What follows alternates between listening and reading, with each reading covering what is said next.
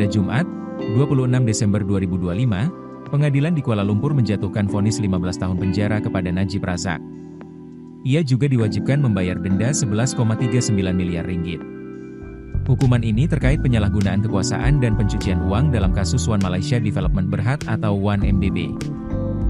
1MDB merupakan dana investasi negara yang dibentuk pada 2009, ketika Najib menjabat sebagai Perdana Menteri sekaligus Ketua Dewan Penasihat 1MDB. Dana ini digagas bersama finansier Jolo, dengan tujuan mendorong pembangunan ekonomi Malaysia. Dalam praktiknya, antara 2009 hingga 2013, 1MDB menghimpun dana miliaran dolar AS melalui penerbitan obligasi untuk berbagai proyek investasi. Namun, hasil investigasi Departemen Kehakiman Amerika Serikat menemukan sekitar 4,5 miliar AS dolar dialihkan ke rekening offshore dan perusahaan cangkang yang terhubung dengan Jolo.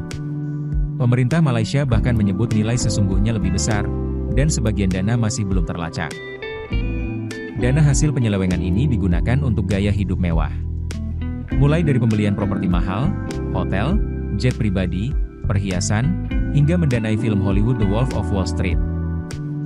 Hingga kini, Jolo masih menjadi buronan internasional dan membantah seluruh tuduhan. Najib diduga menerima lebih dari 1 miliar AS dolar dari aliran dana 1MDB, termasuk 681 juta AS dolar yang masuk rekeningnya menjelang pemilu 2013. Skandal ini menjadi salah satu faktor utama kekalahan Najib dalam pemilu 2018.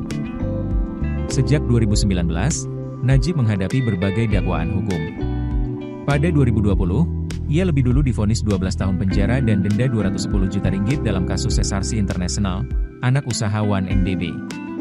Vonis tersebut berkekuatan hukum tetap pada 2022, dan Najib mulai menjalani hukuman. Namun pada 2024, hukumannya diringankan menjadi 6 tahun oleh lembaga pengampunan. Najib juga sempat diadili atas dugaan manipulasi laporan audit 1MDB, tetapi dinyatakan bebas oleh Pengadilan Tinggi pada 2023. Selain itu, ia sempat menghadapi perkara penyelewengan dana pemerintah terkait pembayaran ke perusahaan migas Uni Emirat Arab. Pada November 2024, ia memperoleh status discharge not amounting to acquittal, yang berarti kasus dapat dibuka kembali jika muncul bukti baru. Skandal 1MDB memicu investigasi lintas negara, melibatkan Amerika Serikat, Singapura, dan Swiss. Sejumlah bankir Goldman Sachs dihukum di AS karena penyuapan dan pencucian uang terkait penerbitan obligasi 1MDB senilai 6,5 miliar AS dolar. Pada 2020, Goldman Sachs menyepakati pembayaran 3,9 miliar AS dolar kepada pemerintah Malaysia. Namun kesepakatan ini kemudian memicu sengketa hukum lanjutan antara kedua pihak. Hingga September 2025, pemerintah Malaysia menyatakan telah berhasil memulihkan 31,2 miliar ringgit dana yang terkait dengan kasus 1MDB. Kasus ini bukan hanya tentang satu tokoh politik. Skandal 1MDB mengguncang kepercayaan publik terhadap pemerintahan, sistem keuangan, dan tata kelola negara. Dampaknya terasa luas, dari politik domestik hingga reputasi Malaysia di mata dunia. Kasus 1MDB menjadi pengingat penting bahwa pengelolaan dana publik harus transparan dan akuntabel.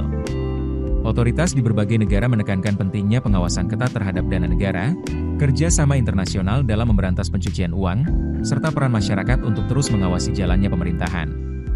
Transparansi, penegakan hukum, dan integritas pejabat publik menjadi kunci agar skandal serupa tidak terulang. Keputusan bisnis terbaik datang dari data, bukan tebakan. Mudah berlangganan Business Insight dengan subscribe with Google.